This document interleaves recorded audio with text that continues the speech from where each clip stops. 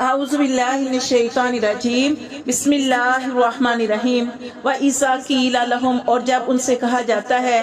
تعالو کہ تم آؤ الی طرف ما انزل اللہ جو اللہ نے نازل کیا، وَإِلَى الرَّسُولِ اور رسول کی طرف آؤ، قالوا تو وہ کہتے ہیں حسبنا ہم کو کافی ہے، ما وجدنا کہ وہ جس پر ہم نے پایا، علیہ اس پر، آباءنا اپنے آباء و اجداد کو۔ تو دیکھیں یہاں پہ یہ بتایا گیا ہے کہ جب ان سے کہا جاتا ہے کہ کوئی بھی اپنا فیصلہ یا کوئی آپ کا معاملہ ہے تو اس معاملے میں جو ہے وہ اللہ کی طرف رجوع کرو کہ اللہ کا کیا حکم ہے، اور اللہ کے رسول کی طرف جاؤ، تو اس وقت وہ کیا کہتے ہیں کہ کہتے ہیں قالوا حسبنا ہم کو وہی کافی ہے، کیا ما وجدنا علیہ آباءنا کہ ہم تو وہ کریں گے کہ جو ہمارے باپ دادا، جو ہمارے والدین، جو ہمارے بڑے کرتے رہے، ہم اس کے مطابق ہی اپنا کام کریں گے۔ اولو کانا، اور اللہ فرماتے ہیں اولو کانا بھلا دیکھو کہ اگر ہوں آباؤہم ان کے باپ دادا، لا یعلمون شیئا کہ وہ کچھ جانتے ہی نہ ہوں، وہ علم ہی نہیں رکھتے ہوں، ولا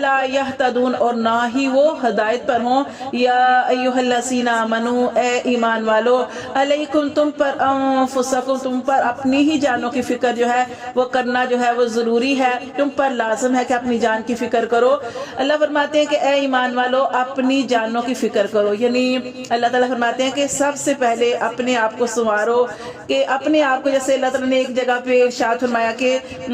کہ تم دوسروں کو نیکی کا حکم دیتے ہو اور خود اپنی جان کو بھول جاتے ہو، یعنی اپنے سے کوئی بھی نیکی کا عمل ہے تو خود سے شروع کرو، پھر اس کی دعوت بھی دو، اور دعوت کس سے دینی ہے کہ اللہ نے ایک جگہ پہ ارشاد فرمایا کہ اپنے آپ کو بھی اور اپنے گھر والوں کو، اپنی قرابت والوں کو، ان کو بھی جہنم کی آگ سے بچاؤ۔ جیسے نبی صلی اللہ علیہ وسلم کو جب وحی نازل ہوئی کہ اللہ تعالیٰ کی طرف سے حکم آیا کہ آپ کے ذمہ، اللہ تعالیٰ نے جو نبوت کا سلسلہ جو آپ کے ساتھ شروع کیا ہے، اور اللہ تعالیٰ نے آپ کے ذمہ جو ڈیوٹی لگائی ہے کہ آپ دعوت و تبلیغ کریں، تو اس بات کی دعوت آپ سب سے پہلے اپنے گھر والوں سے شروع کریں۔ تو آپ صلی اللہ علیہ وسلم نے سب سے پہلے جس سے ذکر کیا تھا وہ آپ صلی اللہ علیہ وسلم کی زوجہ تھی، حضرت خدیجہ الزہرا رضی اللہ تعالیٰ عنہ، ان سے ذکر کیا۔ پھر اس کے بعد جو آپ کے جو بہت ہی پیارے ساتھی تھے،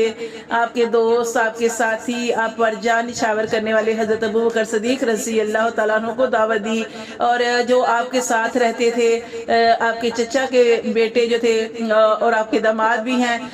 وہ حضرت علی رضی اللہ تعالیٰ عنہ، بہت چھوٹی سی عمر تھی ان کی، ان کو دعوت دی، اور انہوں نے آپ صلی اللہ علیہ وسلم کا بہت ہی زیادہ ساتھ دیا تھا۔ اور اس کے علاوہ جو تھے حضرت زید رضی اللہ تعالیٰ عنہ جو تھے، وہ بھی جو اس وقت آپ صلی اللہ علیہ وسلم کے منہ بولے بیٹے جن کو آپ نے بنایا ہوا تھا۔ تو یہ سارے لوگ، یعنی یہاں سے آپ نے تبلیغ کا کام شروع کیا تھا، پھر اپنے چچا وغیرہ سے، اور پھر جیسے کہ آپ جانتے ہیں کہ آپ صلی اللہ علیہ وسلم کو جب حکم ہوا کہ اب اعلانیہ طور پر بھی آپ سب کو دعوت دیں، تو پھر آپ صلی اللہ علیہ وسلم نے ایک پہاڑی پہ کھڑے ہو کے، تو وہاں پہ آپ کو جو پہاڑی تھی وہاں پہ آپ نے کھڑے ہو کے دعوت دی تھی، اور سب کو پکارا تھا کہ آؤ۔ تو اس وقت بھی آپ صلی اللہ علیہ وسلم نے پھر یہ تبلیغ کا جو فریضہ تھا اس کو انجام دیا تھا۔ تو یہاں پہ بھی دیکھیں یہی کہا جا رہا ہے کہ اے ایمان والو تم پر اپنی جان کی فکر کافی ہے، لا یضرکم تمہارا کچھ بگاڑ نہیں سکتا وہ من دلہ جو گمراہ ہوا، جو گمراہ ہے۔ جیسے ہم پڑھ چکے ہیں پچھلی بھی آیت میں ہم پڑھ چکے ہیں کہ آپ صلی اللہ علیہ وسلم کے ذمہ کیا ہے کہ آپ صلی اللہ علیہ وسلم کے ذمہ صرف پہنچا دینا ہے، ٹھیک ہے۔ آپ صلی اللہ علیہ وسلم کو جس مقصد کے لیے اللہ تبارک و تعالیٰ نے نبوت عطا فرمائی ہے، جس مقصد کے لیے نبی بنا کر بھیجا ہے، آپ نے اپنا حق ادا کر دیا ہے۔ اب کوئی نہیں مانتا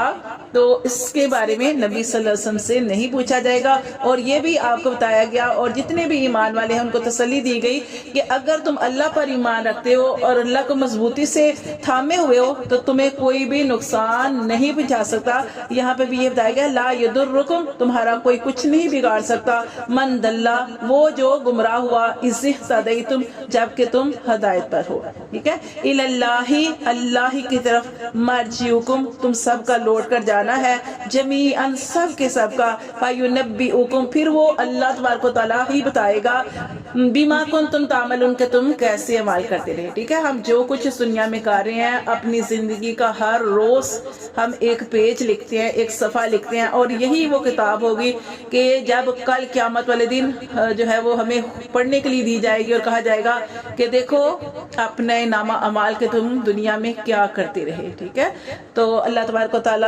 ہمیں عمل کی توفیق عطا فرمائے اور ہمیں اچھا جو کچھ اپنی زندگی میں ہم کر رہے ہیں اچھے طریقے سے کرنے کی توفیق عطا فرمائے, دین پر ثابت قدمی عطا فرمائے, ہدایت عطا فرمائے اور گمراہی سے ہمیشہ اللہ تبارک و تعالی ہمیں محفوظ رکھے. اللہ تبارک و تعالی ہم سب کا حامی و ناصر ہو. آمین ثم آمین.